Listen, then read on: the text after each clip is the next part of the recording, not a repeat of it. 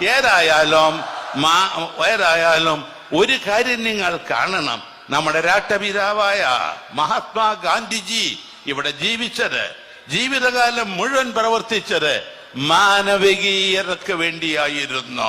അദ്ദേഹം അവസാനം മരണപ്പെടേണ്ടി വന്നത്, അദ്ദേഹത്തിന്റെ ജീവൻ ബലിയർപ്പിക്കപ്പെടേണ്ടി വന്നതും അതിനു വേണ്ടിയാണ് എന്നുള്ള കാര്യം നാം കാണണം. തീവ്രവാദം, അതുപോലെ വർഗീയവാദം, അതുപോലുള്ള വാദങ്ങളോ എല്ലാം തന്നെ ഈ മുസ്ലിമിന്റെ മാത്രമല്ല മനുഷ്യരാശിക്ക് തന്നെ ആപത്താണ് എന്നുള്ള കാര്യം നാം മനസ്സിലാക്കണം. ഞാൻ കൂടുതൽ കാര്യങ്ങളൊന്നും പറയുന്നില്ല.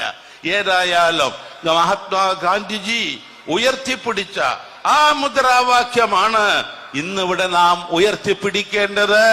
അതിന്റെ നേതൃത്വമാണ് ബഹുമാന്യനായ ഉസ്താദ് ഇന്ന് കേരളത്തിന് നൽകിക്കൊണ്ടിരിക്കുന്നത് എന്നുള്ള കാര്യം നിങ്ങൾ ഓർക്കണം. അതുകൊണ്ട് ഈ പറയുന്ന ഉസ്താദിന്റെ പ്രവർത്തനങ്ങൾക്ക് എല്ലാ വിധത്തിലുള്ള വിജയം ഞാൻ ആശംസിക്കുന്നു. ഒരു കാര്യം എനിക്കറിയാം, മതവും രാഷ്ട്രീയവും രണ്ടാ. അത് രണ്ടായി തന്നെ കാണണം. ഞാനൊരു രാഷ്ട്രീയ പാർട്ടിയുടെ പ്രവർത്തകനാ. എന്റെ പാർട്ടിയിൽ ചേർന്ന് പ്രവർത്തിച്ചാൽ ഭൗതികമായ നേട്ടങ്ങൾക്ക് വേണ്ടിയാണ്.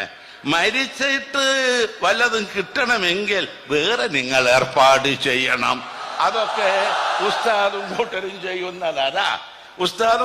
ചെയ്യുന്നതാ. ഞങ്ങൾ ഇഹലോകത്തിലെ കാര്യത്തിന് ഇനി ഒരു രാഷ്ട്രീയ പാർട്ടിക്കും മരിച്ചു എന്നാൽ സ്വർഗം നൽകാനുള്ള അധികാരമൊന്നും ഒരു രാഷ്ട്രീയ പ്രസ്ഥാനത്തിനും ഒരു സമുദായ പ്രസ്ഥാനത്തിനും ഇല്ല എന്നുള്ള കാര്യം നിങ്ങൾ ഓർക്കണം. എന്ന് മാത്രമല്ല, ഈയിടെ എന്നെ പുറത്താക്കി ഇസ്ലാം മതത്തിന്. ഒരു രാഷ്ട്രീയ പാർട്ടിയല്ല, ഒരു മതസംഘടന എന്നെ പുറത്താക്കി. ഞാൻ പണ്ടും അവരെ കൂടെ ഇല്ല, പിന്നെ ഇപ്പൊ പുറത്താക്കണ്ടേ അവരെയൊന്നും. ഞാൻ എന്നും ഒരു മുസ്ലിമാണ്.